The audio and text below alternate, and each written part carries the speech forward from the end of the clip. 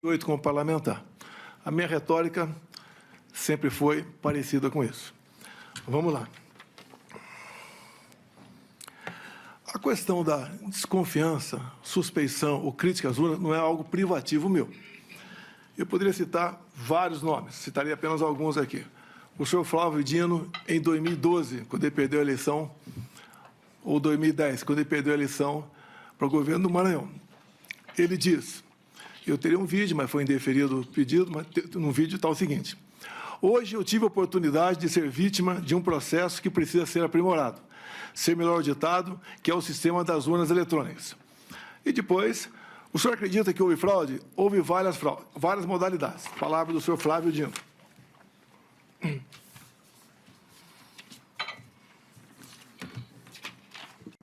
Mas faz parte da regra. Vossa Excelência, o senhor ministro Fux, aqui do Supremo, não me viram desrespeitar uma só ordem do senhor. Não me viram em nenhum momento eu agi contra a Constituição. Eu joguei dentro das 4 linhas o tempo todo. Muitas vezes me revoltava, falava palavrão, me revoltava, tá? Falava o que devia falar, sei disso, mas, no meu entender, fiz aquilo que tinha que ser feito. Eu leio um outro trecho aqui, com 1h, 13 minutos e 59 segundos da reunião, onde o senhor disse, entre aspas, pessoal, perder uma eleição não tem problema nenhum. Nós não podemos perder a democracia numa eleição fraudada. Olha o Fachin, o cara não tem limite. E não vou falar que o Fachin está levando 30 milhões de dólares. Não vou falar isso aí. O que o Barroso está levando, 30 milhões de dólares. Não vou falar isso aí. Que o Alexandre de Moraes está levando 50 milhões de dólares. Não vou falar isso aí. Não vou levar para esse lado. Não tenho prova, pô. Mas algo esquisito está acontecendo. Esse cidadão que está aqui é um marxista, advogado do MST. O Alexandre de Moraes, vocês sabem qual é a vida pregressa dele. O Barroso, vocês também sabem. Quais eram os indícios que o senhor tinha que nós estaríamos levando 50 milhões, 30 milhões de dólares? Não tem indício nenhum, senhor ministro. Tanto é que era uma reunião para não ser gravada, um desabafo, uma retórica que eu usei. Se fosse outros 3 ocupando, teria falado a mesma coisa. Então, me desculpem, não tinha essa intenção de acusar de qualquer desvio de conduta dos senhores 3.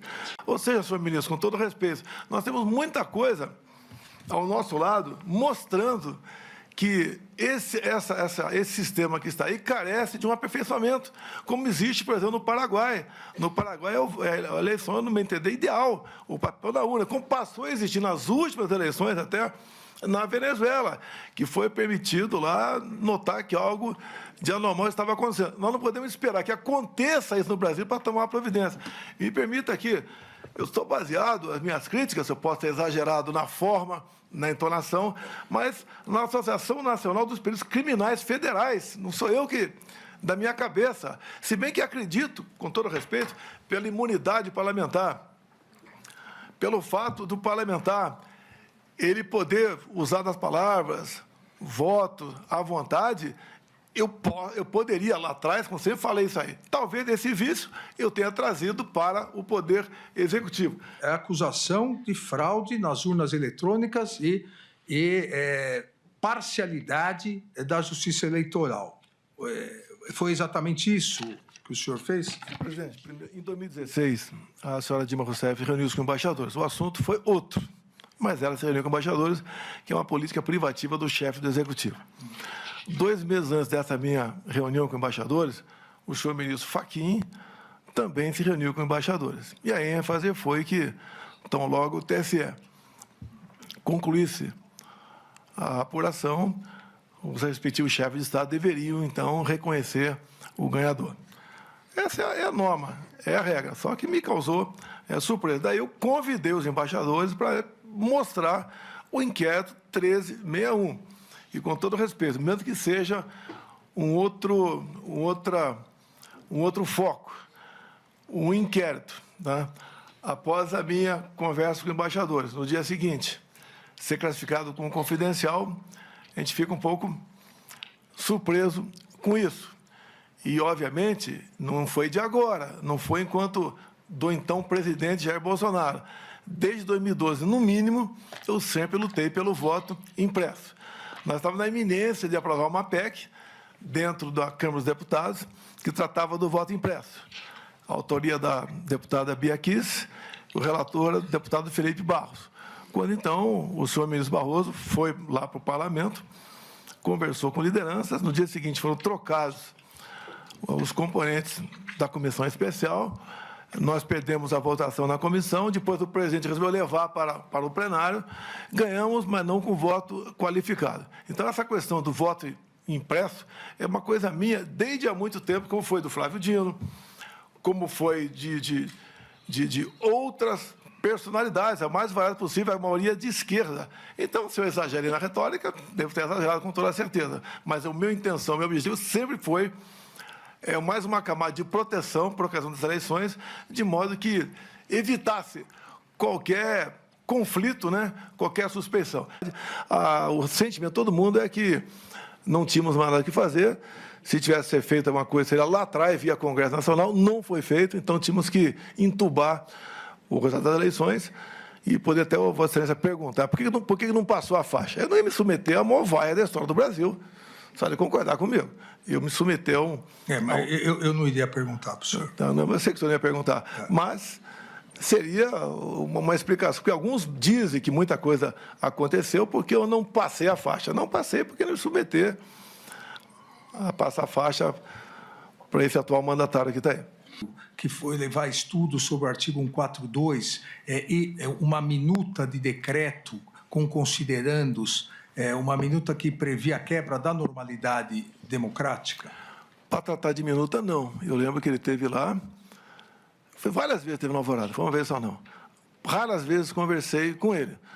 Ele não é a pessoa adequada para tratar de minuta, seja qual for. Ele que o senhor diz? O Felipe Martins. Felipe Martins. Se bem que eu digo uma coisa, né? Quando se fala em minuta, dá a entender que é uma minuta do mal. Da nossa parte, tá? Quando se fala em minuta do mal, conspiração, né? Eu sempre tive o lado da Constituição. Então, eu refuto qualquer possibilidade de falar em minuta de golpe ou uma minuta que não esteja enquadrada dentro da Constituição brasileira. Mas essa minuta, esse documento que o senhor conversou com eles, continha o quê? Não conversei sobre essa minuta com ele, foi bater um papo lá apenas. Teve um padre presente também, não lembro o nome dele. Era comum padre, pastores ir orar lá na Alvorada, certo? Sempre cumprindo a Constituição, com respeito, com tranquilidade, com Deus no coração, com a bandeira do Brasil. E fizemos a nossa parte ao longo de 4 anos. Por isso, uma aceitação grande, né? Acredito eu, em especial as viagens que eu faço pelo Nordeste, pretendo na quinta, sexta, sábado, estar no Rio Grande do Norte, visitando aí uns 8 municípios. Se o senhor me permitir, logicamente, eu posso mandar umas imagens para o senhor, como é que o povo nos trata a gente na rua. Tá? Eu declino. Declino, sim, senhor. Posso fazer uma brincadeira? O senhor que sabe. Eu perguntaria aos seus advogados antes. Eu gostaria de convidá-lo para ser meu vice em 26. É isso aí. Eu declino novamente. Meu ministro, desculpa aqui. O melhor de mim, sofri muito, minha família sofreu muito. O senhor não imagina o que é trabalhar de domingo a domingo, raramente uma folga lá para o Guarajá para dar uma volta de jet ski, e sendo massacrado o tempo todo por grande parte da nossa mídia, porque não é que eu cortei a propaganda por maldade, é que eu tinha teto de gastos. Nenhum governo, o presidente Temer aprovou o teto de gastos, eu votei favorável ao teto de gastos, concordo, tá certo? Mas nem o presidente Temer teve o teto de gastos, porque passou para o outro governo essa questão. E nós conseguimos segurar a economia graças a essa emenda à Constituição, que foi revogada ainda na transição. O senhor pode ver, foi revogada na transição. Na transição mesmo, os deputados não estão mais com o senhor. O senhor é presidente, mas o senhor está ali chupando um bagaço de cana o tempo todo. Ou seja, fizemos a nossa parte, demos tudo de mim.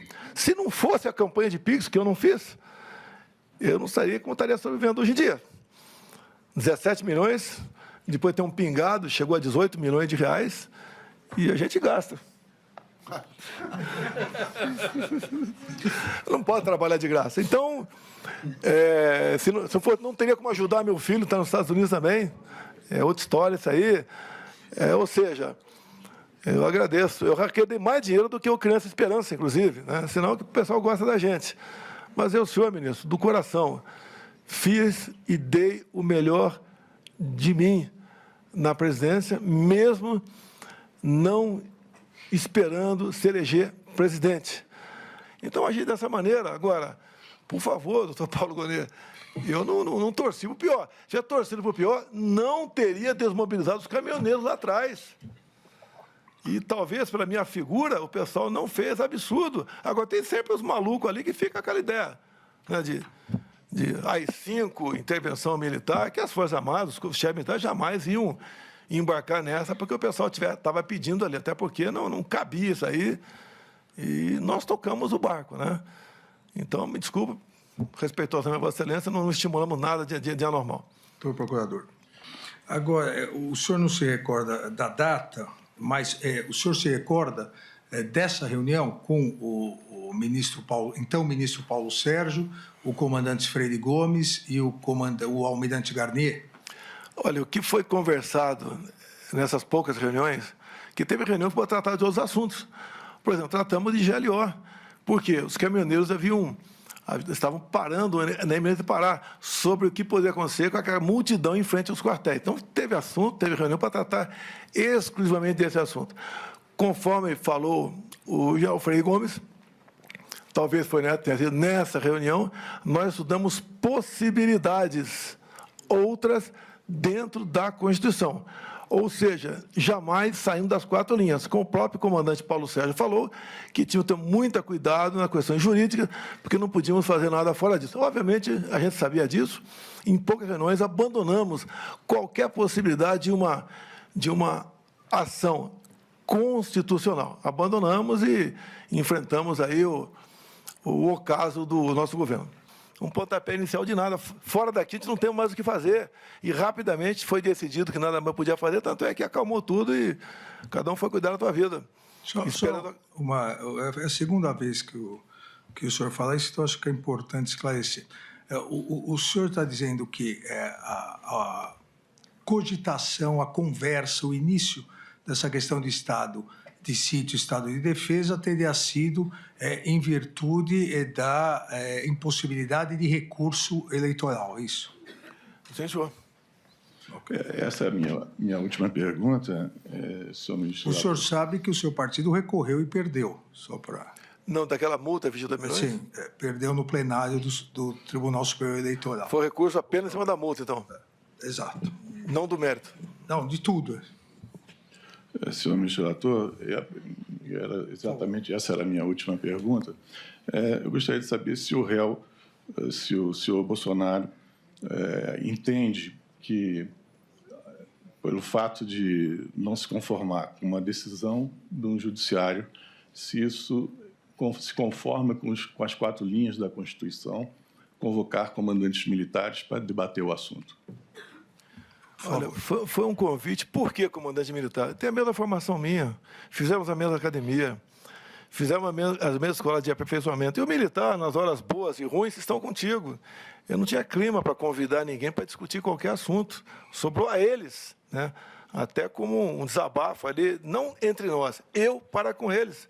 E eu ouvi o Paulo Sérgio, ouvi o Freire Gomes, ouvi o Garnier, e não pude ouvir muito ali o Batista Júnior, porque ele pouco falava, quase nada falava, ele nem leu o que seria a tal da minuta que ele acusa, ele declarou que nem chegou a ler aquele assunto. Então, o militar é aquele que está do teu lado nas horas